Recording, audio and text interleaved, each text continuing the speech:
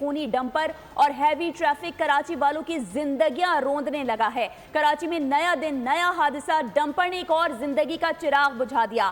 شاہ لطیف town میں بہن بھائی کو کچل دیا، زخموں کی تاب نہ لاتے ہوئے بھائی دم توڑ گیا جبکہ بہن زیر علاج ہے۔ مرنے والا گھر کا اکلوتا بیٹا تھا جو لاڈلی بہن کو ٹریٹ دے رہا تھا۔ گزشتہ روز کورنگی میں ڈمپر نے 3 افراد کو روند ڈالا، جس کے بعد صورتحال کشیدہ ہو گئی۔ واقعے کی FIR درج کر لی گئی ہے۔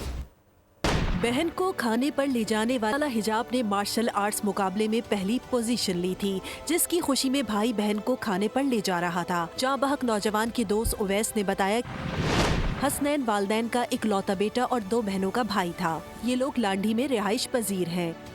اپنی بہن کے ساتھ آ رہا تھا، چیمپئن شپ سے اس کی بہن میڈل جیتی تھی، تو واپسی میں اس نے اپنی بہن کو کھانا کھلانے کا کہا، تو اس کی وجہ سے جو ہے راستے میں آ رہے تھے، اس کا ایکسیڈنٹ ہوا، ڈمپر والے نے جو ہے اس کو ہٹ کیا، اس میں وہ شہید ہو گیا۔ گزشتہ روز کورنگی میں ڈمپر نے 3 افراد کو کچل دیا تھا۔ خونی حادثے کے بعد شہری مشتعل ہوئے اور ڈمپر نظر آتش کر دیا، احتجاجاً سڑک ٹریفک کے لیے بند کر دی۔ اس واقعے کی FIR شوکت نامی شخص کی مدعیت میں درج کر لی گئی ہے، جو حادثے میں مارے گئے ایک شخص کا کزن بتایا جاتا ہے۔